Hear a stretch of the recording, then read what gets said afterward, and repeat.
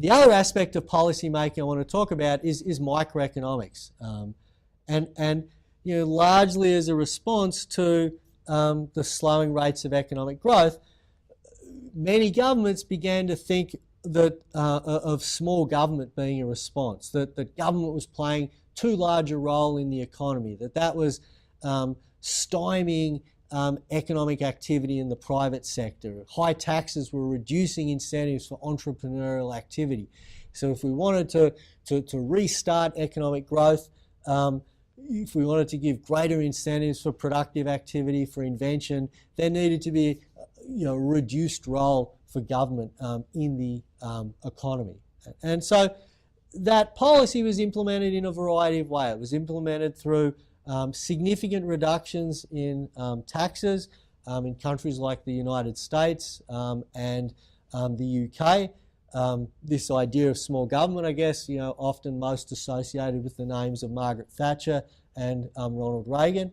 The policy was implemented through privatisation, that is, selling off of what were formerly government-owned businesses, the idea being that they would be much more productive if they had a profit motive and if they weren't government owned, and also market deregulation. So the idea that where there, for example, had been barriers to entry that limited competition in markets, that was likely to have been a drag on innovation, incentives for operating efficiently.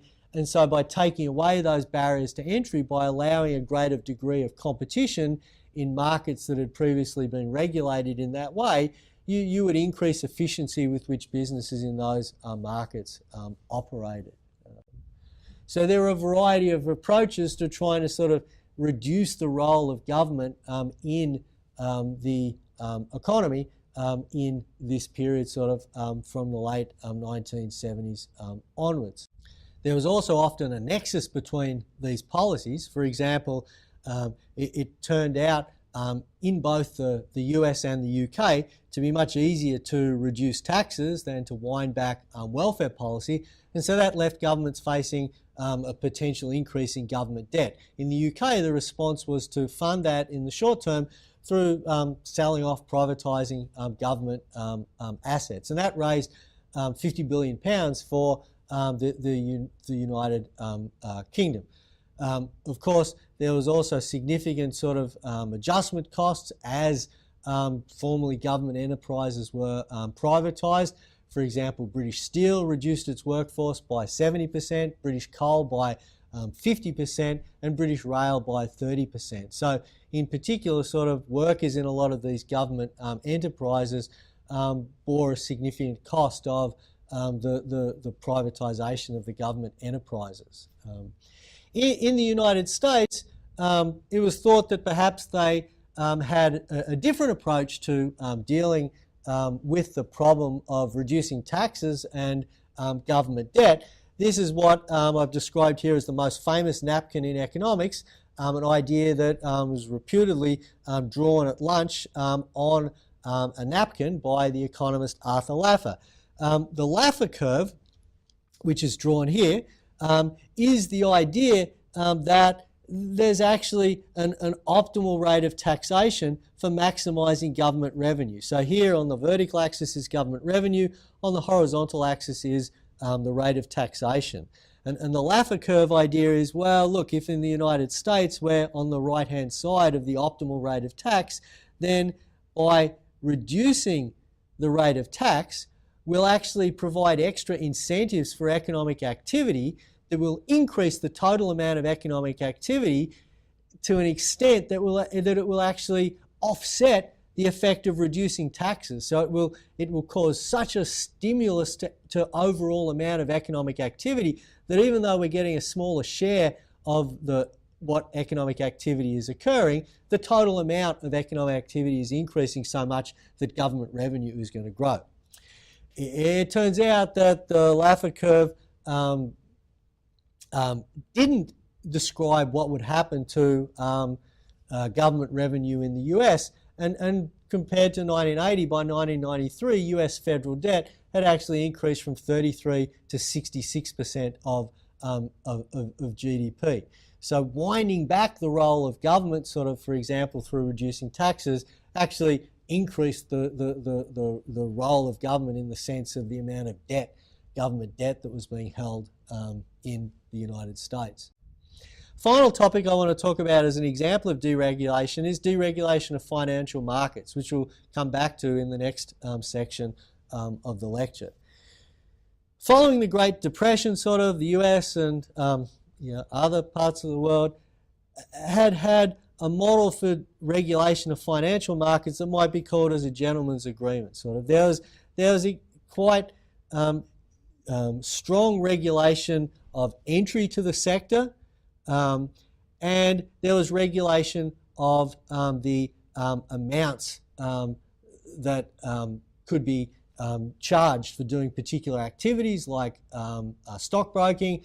There were caps and ceilings on interest rates that could be charged and paid. So there was regulation on the degree of competition and regulation on the amount of activity that was taking place. And you can think of this as a gentleman's agreement, for example, in the sense that, well, stockbrokers were told, look, we're going to regulate the amount you can charge as commissions, but we're going to, as a quid pro quo, we're going to reduce the amount of competition that you're facing by regulating entry, by restricting what other financial institutions can do. But from the 1970s, that starts to break down. Deregulation of financial markets causes an increase in competition. That increase in competition, together with other factors, reduces the amount that financial sector participants can earn on the activities that have been traditionally the way they've earned their money. It leads to what's called sort of a search for yield, a search for ways of earning higher rates of return in the new competitive environment. And deregulation also allows a significant expansion in the scope of activities that are allowed for financial institutions. So, for example, commercial and investment bank activities, which had been separated in the United States, can then be combined again within a single institution. This deregulation, plus the growth in availability of funds, capital inflow to the US and to Europe that starts to occur sort of in the second part of the 20th century, but also sort of in particular late in the 20th century, brings what's been referred to as sort of the age of leverage. So increased financing through borrowing and credit. And so this graph sort of shows money supply as a proportion of GDP being relatively constant in the period from sort of the 1870s through to the present.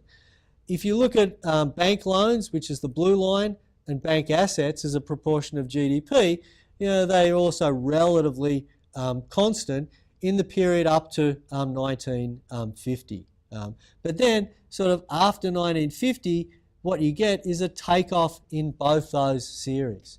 So the amount of bank loans, the amount of assets being held by banks, start to grow significantly after 1950 and accelerate sort of more as time goes on. That has, as we'll see in the next section of the lecture, important implications for financial market and macroeconomic stability in the 2000s, but it's also manifested in previous periods. So, for example, in the United States, in the 1980s, you have the savings and loan crisis between 1986 and 1989, where by the mid-1990s, 1,000 savings and loan businesses that had existed have gone out of business at a cost to US taxpayers of about $150 billion. There are also implications for, often sort of suggested there are implications of this age of leverage, the growth of financial markets, the growing importance of the financial sector in economic activity in the income inequality that occurs in countries where this finance sector activity is growing. And so this is a graph I've shown before, but just making the point that sort of from the mid-1970s, you start to get significant growth in the proportion of income that's being earned by high income earners in these developed countries where the age of leverage is being manifested most pronounced way. In the next section of the lecture, I'm going to move on to talk about the global financial crisis, which is very much related to this issue of financial market deregulation and the age of leverage.